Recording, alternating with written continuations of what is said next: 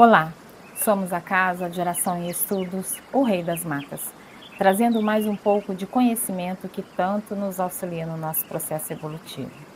Meus irmãos, vamos lá dar continuidade à playlist. Eu vou até ver se tem mesmo essa playlist, são tantas playlists, sabe, gente, no nosso canal, que às vezes eu até me confundo se tem essa playlist mesmo. Então, eu vou estar aqui olhando para ver se eu tenho essa playlist que é falando só sobre obsessão.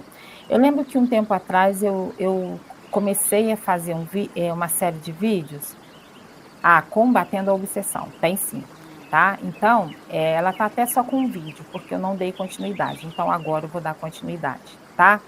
Então vamos falar aí sobre obsessão simples hoje, tá bom. Nessa obsessão simples, gente, nós vamos estar comentando sobre o que está aqui no livro dos médiuns, né? Que é um livro espírita, mas que eu aconselho a todo umbandista ter o Pentateuco Espírita e até mesmo as obras póstumas.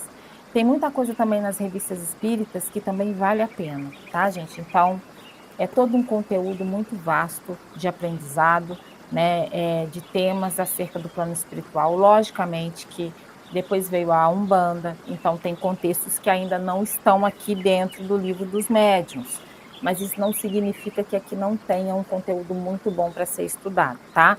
Logicamente que vários umbandistas depois de Kardec já vieram trazendo toda a dinâmica de como que é a nossa religião de Umbanda, como que é no plano espiritual, todo o conceito aí. Então vamos lá, vamos falar do capítulo 23, tá? Da obsessão, tá? Tá falando só de obsessão nesse capítulo, só de obsessão. Então, nesse capítulo fala obsessão simples, fascinação, subjugação, causas da obsessão e meios de combater. Então, a gente vai falar de uma forma bem resumida cada um deles, né? Dentro desse contexto, porque a gente já teve várias lives aí, várias que eu tenho até que colocar nessa playlist, porque são algumas coisas falando sobre obsessão. Então, que vale a pena, né? Tem uma live de mais de 1 hora e aí fica um assunto muito longo. Por isso que eu quis trazer tudo picadinho, direitinho, para que vocês possam entender. Então, vamos lá. Primeiro, vamos falar de obsessão simples, tá? Deixa eu subir aqui o material. Então, lá na questão 237 do Livro dos Médios, está escrito assim: entre os escolhos que apresenta a prática do espiritismo, e também eu falo também a prática da Umbanda, né? Cumpre se coloque na primeira linha a obsessão, isto é, o domínio que alguns espíritos logram adquirir sobre certas pessoas. Então, alguns espíritos negativados, eles aí tendem a ter esse domínio sobre certos irmãos, sobre certos médiuns, tá? Sobre certos servidores em terreiros de Umbanda, em casas espíritas, em barracão de candomblé. Vamos conversar mais sobre isso, ó. Nunca é praticada senão pelos espíritos inferiores. Obsessão é só de espírito inferior, viu, gente? Não importa o que nossos irmãos de outras religiões dizem, que todos estão com espíritos ruins no corpo, todos aqueles que acreditam nos espíritos, né? Tipo, o espiritismo, o candomblé, a umbanda, que todos nós estaríamos com espíritos ruins no corpo. Não. Na Umbanda, no Espiritismo, no Candomblé, a gente sabe que a obsessão, ela só é feita por espíritos negativados, espíritos sofredores, espíritos infelizes, que gostam de insuflar o mal sobre suas vítimas, tá? Então, assim, ela nunca é praticada pelos espíritos superiores, tá? Os bons espíritos não causam constrangimento nenhum, não infligem esse constrangimento para nenhum dos seus irmãos, né? Aconselham, combatem a influência dos maus espíritos, e se não os ouvem, aí sim eles retiram-se. Então, quando o encarnado não quer ouvir o espírito de luz que está ali orientando, né, tentando combater aquela obsessão que aquele irmão está sofrendo, e aquele irmão encarnado não quer ouvir, aí eles acabam se afastando, porque já não tem mais permissão de fazer nada além do que a justiça divina e a lei maior permite, tá? Os maus, ao contrário, né, se agarram àqueles de quem podem fazer suas presas. Se chegam a dominar algum, identificam-se com o espírito deste e o conduzem como se fora uma verdadeira criança. Então, assim, quando o espírito se identifica, o espírito negativado, sofredor, infeliz ali, ele se identifica com um encarnado, ele se agarra nele e vai fazer dele um carrinho de controle remoto, vai fazer dele o que quiser, se essa pessoa estiver totalmente invigilante, tá? A obsessão apresenta caracteres diversos, que é preciso distinguir e que resultam do grau do constrangimento e da natureza dos efeitos que produz.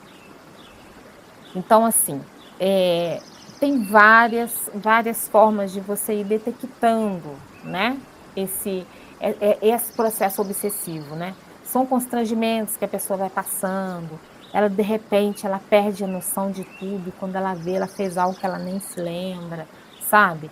Ela é exposta ao ridículo, sabe, por esses espíritos. Então, vale a pena a gente procurar entender todo esse processo como ele se dá, né? A palavra obsessão é, de certo modo, um termo genérico, pelo qual se designa esta espécie de fenômeno, cujas principais variedades são a obsessão simples, a fascinação, a subjugação. Mas já tem aí, né, a possessão também, quando um espírito ele já está tão ligado que aí ele já desligou tanto, mas tanto, aquele encarnado do corpo, que ele afastou ele a ponto dele conseguir comandar melhor o corpo daquele desencarnado e aquele encarnado, desencarnado não, daquele encarnado, e aquele encarnado está até aprisionado no plano espiritual. Existem alguns livros aí que falam sobre o processo, principalmente alguns mais antigos aí do Robson Pinheiro, tá bom?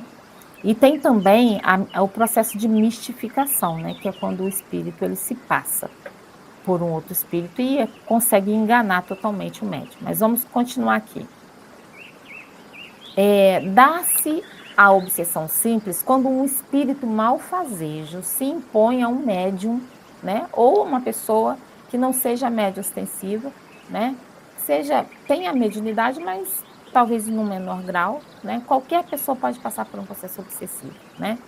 Mas quando ele se impõe principalmente a um médium, né, se imiscui a seu grau, ao seu mau grado, né? Se imiscui a seu mau grado. Ixi, meu Deus do céu.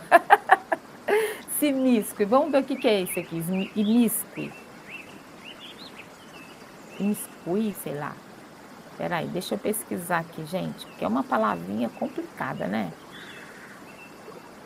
Deixa eu traduzir ela aqui pra gente, para poder ficar melhor, né? Vamos lá, ó. Imiscuir. Significado é um verbo, paraná, diz respeito a intrometer-se. Pronto, então, olha, se intrometer, simples assim, né? Então, ele se intromete na vida da pessoa, né? Nas comunicações que a pessoa recebe e impede de se comunicar com os outros e se apresenta em lugar dos que são evocados. Então, aí, quando já a pessoa já não consegue mais identificar isso, que aí é mistificação, tá? Quando a pessoa consegue identificar que não é aquele preto velho, não é aquele caboclo, não é aquele Exu, não é aquela pombagira, né, por conta da forma desse espírito se apresentar, do que ele vai dizer, aí sim o médium está vigilante, ele detectou que está ali começando um processo de obsessão simples, e ele não dá guarita para esse espírito, então aí ele não consegue. Mas quando o espírito consegue enganar, e aí isso se chama mistificação, e a gente vai estudar mais à frente. Eu já fiz até uma live sobre, mas agora eu vou fazer um vídeo menor falando sobre isso, né? Ninguém está obsediado pelo simples fato de ser enganado por um espírito mentiroso, tá? O melhor médio se acha exposto a isso, sobretudo no começo, quando ainda lhe falta a experiência necessária, do mesmo modo que Entre nós, homens, os mais honestos podem ser enganados pelos mais velhacos, né? Pode-se, pois, ser enganado sem estar obsediado. A obsessão consiste na tenacidade de um espírito, do qual não consegue desembaraçar-se a pessoa sobre quem ele atua. Então, assim, a pessoa pode estar ali intrometendo na vida da pessoa, entendeu? Mas essa pessoa ainda não está obsediada, está numa influenciação muito forte ali. É por isso que se diz um processo de obsessão simples, tá? Quando já passa a ser algo mais complexo, aí já é diferente, né? Então, ó, na obsessão simples, nossa, tá chegando muita notificação aqui, aí me atrapalha. Na obsessão simples, o médium sabe muito bem que se acha presa de um espírito mentiroso, tá vendo? E este não se disfarça. Então, o espírito não se disfarça e continua ali se intrometendo na vida do médium, mas o médium sabe que ele está ali, entendeu? Quando já não é mais dessa forma, que já é um processo de mistificação, tá? De nenhuma forma dissimula suas más intenções e o seu propósito de contrariar. O médium reconhece sem dificuldade a felonímia. Deixa eu ver o que significa aqui. Felonia. Felonia é insubmissão de um vassalo, maldade, crueldade, né? Então, assim, o médium reconhece sem dificuldade a maldade e, como se mantém em guarda, raramente é enganado. Este fenômeno de obsessão é, portanto, apenas desagradável e não tem outro inconveniente, além do de opor obstáculo às comunicações que se desejara receber de espíritos sérios ou dos afeiçoados. Então, o espírito só chega ali mesmo, nesse processo de obsessão simples, só para perturbar, sabe? Só para poder tirar o médium do caminho. Às vezes é só um início para que o pior aconteça depois. É por isso que todo médium deve estar vigilante quanto a isso, entende? Porque são pequenos detalhes que a gente vai perceber que a gente está sendo enganado. E aí depois ele começa a falar muito alto na mente da gente, mostrando que a gente deve ter um orgulho exacerbado das coisas. Então é aí que mora o perigo, é aí que a gente deve procurar vigiar sempre, tá? Deixa eu ver aqui. Podem incluir-se nessa categoria os casos de obsessão física, isto é, a que consiste nas manifestações ruidosas, obstinadas de alguns espíritos, que fazem se ouçam. Então, o espírito faz barulho para o médium ouvir, para a pessoa ouvir espontaneamente, né? São pancadas, sabe? Que às vezes você fica ouvindo, ruídos, móvel estalando, televisão, sabe? Coisas estalando, tipo barulho na cozinha, do nada e não tem nada. Pelo que concerne a este fenômeno, né? Isso daí está oculto, ele tá bem explicado também nas manifestações físicas espontâneas, né? Eu acredito que seja na questão 82, deixa eu ver. Questão 82, vamos ver se está aqui. Se eu conseguir ler, gente, sem óculos. Porque com pano de cabeça não dá para ler. Ficar apertando a orelha, eu não gosto de nada me apertando, gente. Deixa eu ver aqui, peraí. 82.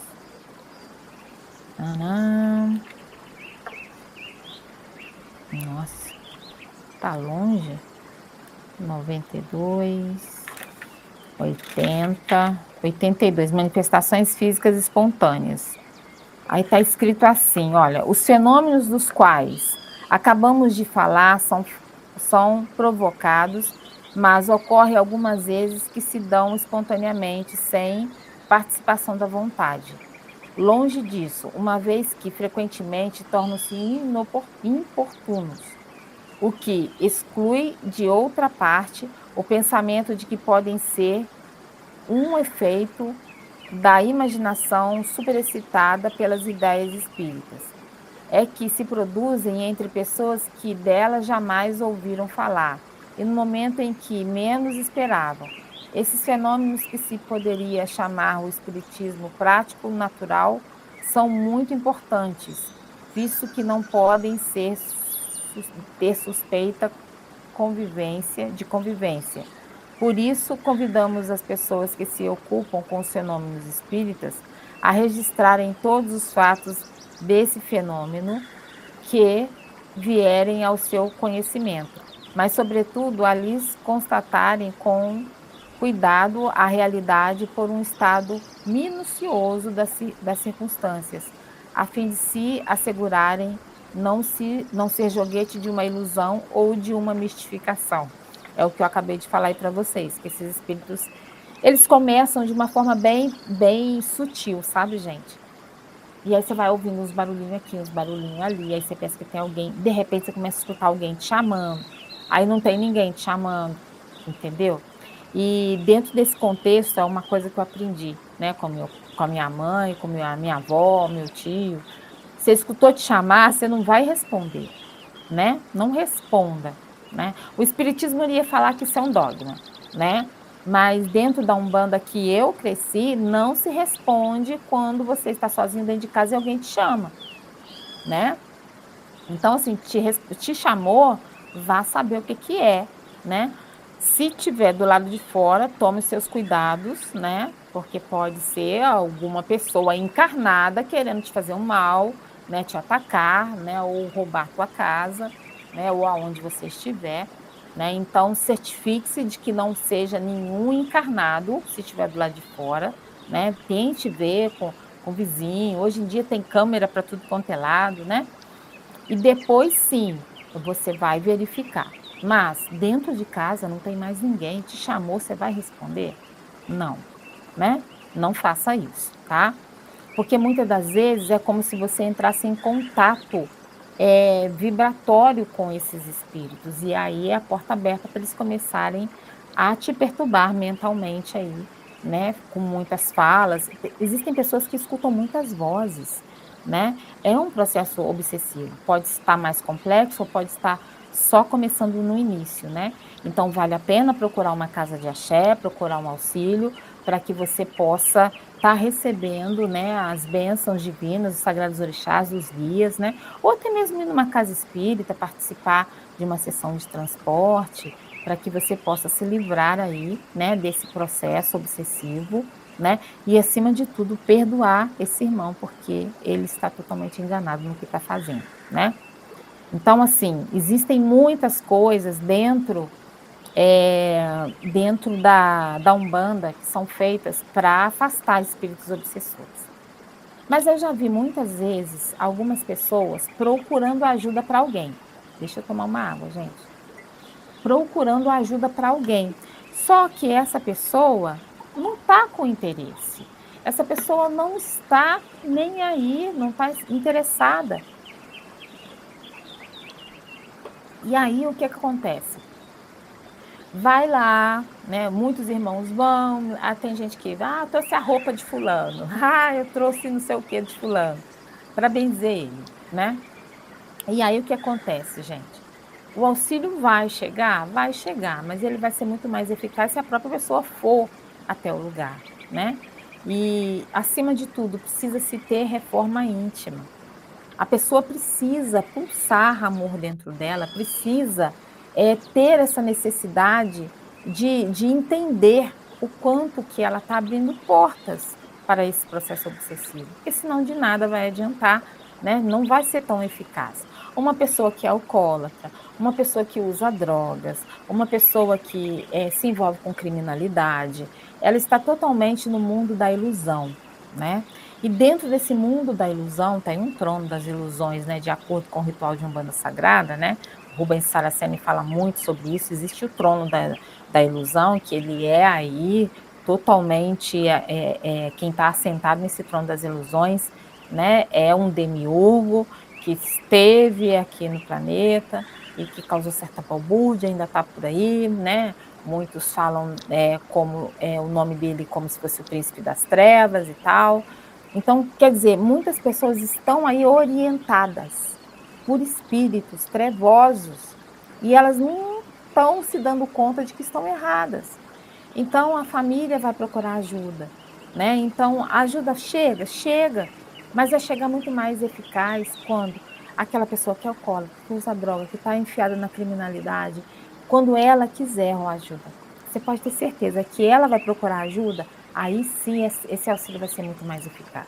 Então, o que você pode pedir? Você pode pedir o auxílio para que a mente da pessoa se abra, pelo menos um pouco, para receber o auxílio energético que a leve procurar ajuda. Leve a procurar ajuda, entendeu? Porque se a pessoa mesmo não for, fica muito difícil, né? Não que seja impossível, porque para a espiritualidade tudo é possível.